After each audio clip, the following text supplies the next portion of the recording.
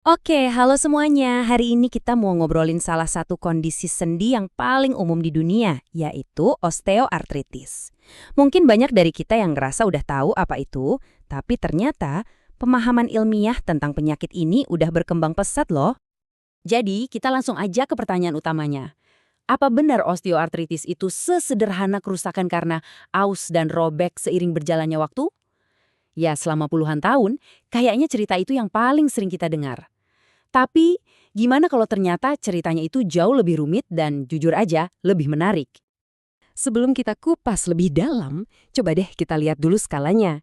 Menurut studi beban penyakit global, ada 595 juta orang di seluruh dunia yang hidup dengan osteoartritis. Ini bukan angka yang kecil loh. Ini adalah tantangan kesehatan global yang mempengaruhi kehidupan jutaan orang setiap harinya. Oke, ini dia agenda kita hari ini. Kita akan mulai dari pemahaman klasik soal taus dan robek. Terus kita akan perluas pandangan kita melihat ini sebagai masalah seluruh sendi. Setelah itu kita akan menyelami hubungan yang jujur aja cukup mengejutkan antara lemak dan peradangan. Dan kenapa gender itu jadi faktor penting. Terakhir kita akan lihat gimana cara mengatasinya sekarang dan apa aja harapan di masa depan. Yuk, kita mulai dari awal, dari cerita yang paling kita kenal, gambaran klasik tentang osteoartritis. Jadi cerita standarnya kan begini. Di dalam sendi kita itu ada bantalan yang licin dan kuat namanya tulang rawan. Nah, seiring waktu, karena pemakaian dan usia, bantalan ini jadi makin tipis. Kalau sampai habis sama sekali, ya udah tulang ketemu tulang. Gesekan inilah yang bikin sakit dan masalah-masalah lainnya. Dan akibat dari penipisan itu, muncullah gejala-gejala yang sangat nyata.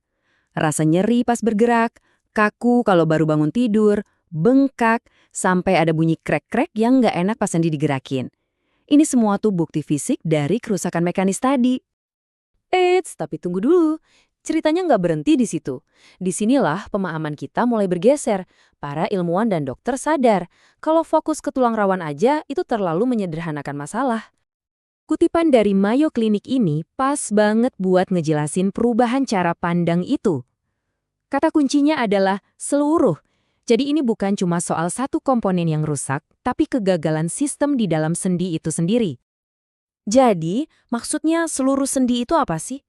Artinya, tulang yang ada di bawah tulang rawan juga ikut berubah. Jaringan-jaringan yang bikin sendi kita stabil jadi melemah. Dan yang paling penting, lapisan sendinya atau synovium itu meradang. Nah, kata peradangan ini adalah petunjuk besar untuk bagian cerita kita selanjutnya. Nah, ini nih bagian yang menurut saya paling mind-blowing. Kita kan semua tahu ya, obesitas itu faktor resiko. Tapi ternyata alasannya itu jauh lebih dalam daripada sekedar keberatan badan yang menekan sendi. Coba deh kita lihat perbandingannya. Di sebelah kiri, cerita lama, berat badan berlebih berarti tekanan ke lutut dan pinggul juga lebih besar. Logis kan? Tapi sekarang, lihat yang di kanan. Ini sains barunya. Jaringan lemak itu ternyata bukan cuma tempat nyimpan energi, tapi udah kayak pabrik kimia yang super aktif. Dia terus-menerus memproduksi protein yang menyebabkan peradangan di seluruh tubuh, dan secara langsung menyerang sendi kita. Ini juga ngejelasin kenapa OA bisa terjadi di sendi yang nggak menahan beban, kayak di tangan. Dan pemain utama di balik sains baru ini adalah molekul yang disebut adipokin. Anggap aja mereka ini kayak kurir atau pembawa pesan yang dikirim oleh sel-sel lemak kita. Merekalah penghubung biologis antara metabolisme tubuh dengan tingkat peradangan di sendi kita. Yuk kita kenalan sama beberapa kurir penting ini. Pertama ada leptin. Nah, si leptin ini bisa dibilang jahat. Dia itu proinflamasi, artinya dia secara aktif mendorong kerusakan tulang rawan.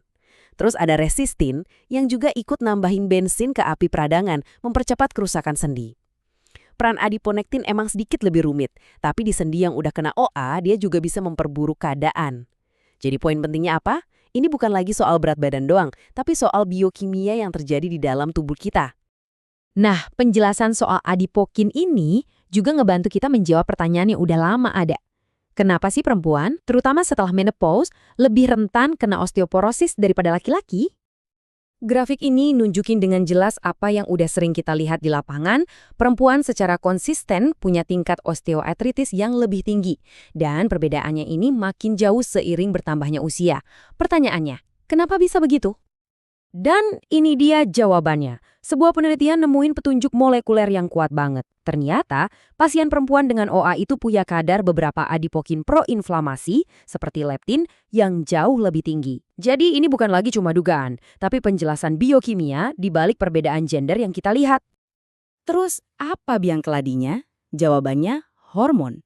Ternyata testosteron pada pria itu cenderung menekan produksi leptin, si pemicu peradangan. Sebaliknya, estrogen pada perempuan justru bisa merangsangnya. Nah, ini kuncinya nih.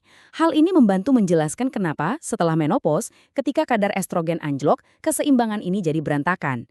Gangguan inilah yang bisa memicu peradangan yang lebih parah, menjadikan momen ini titik kritis buat banyak perempuan. Oke, setelah kita lebih paham kenapanya, sekarang kita pindah ke pertanyaan praktisnya. Terus, apa yang bisa kita lakukan sekarang? Kabar baiknya, banyak banget loh strategi non-bedah yang terbukti bisa bantu mengelola gejalanya. Olahraga ringan kayak berenang itu bagus banget buat menjaga kekuatan otot tanpa membebani sendi. Terus, menjaga berat badan ideal jadi makin penting, bukan cuma buat ngurangin beban mekanis, tapi juga buat ngurangin produksi adipokin tadi. Dan terapi-terapi lain juga bisa bantu banget ngatasin rasa sakit dan kaku. Tapi, penting juga buat kita realistis. Saat ini, tujuan utama pengobatan itu adalah mengelola gejala dan yang paling penting, memperlambat perkembangan penyakitnya. Kerusakan tulang rawan yang udah terlanjur terjadi, sayangnya belum bisa diperbaiki atau kembali seperti semula. Nah, ini yang bikin kita semua jadi optimis. Kalau kita nggak bisa membalikan kerusakannya, apa mungkin di masa depan kita bisa menghentikannya? Atau bahkan mencegahnya sama sekali? Dan masa depan kelihatannya cerah banget. Coba lihat deh, ada banyak sekali uji coba klinis yang sedang berjalan. Para peneliti lagi menjajaki segala kemungkinan, mulai dari terapi sel punca yang diambil dari jaringan lemak itu sendiri, terapi biologis yang langsung menargetkan jalur peradangan, sampai penggunaan AI untuk bantu pasien mengambil keputusan pengobatan yang lebih baik. Semua ini akhirnya membawa kita ke satu pertanyaan penutup yang bikin penasaran. Dengan pemahaman baru kita bahwa OA bukan cuma soal aus dan robek, tapi penyakit metabolik dan peradangan yang kompleks, ini membuka pintu ke masa depan. Masa depan di mana kita mungkin nggak cuma ngobatin gejalanya, tapi benar-benar bisa menghentikan penyakit ini, bahkan sebelum ia mulai merusak. Itulah harapan dan arah baru dari sains. Terima kasih sudah menyimak.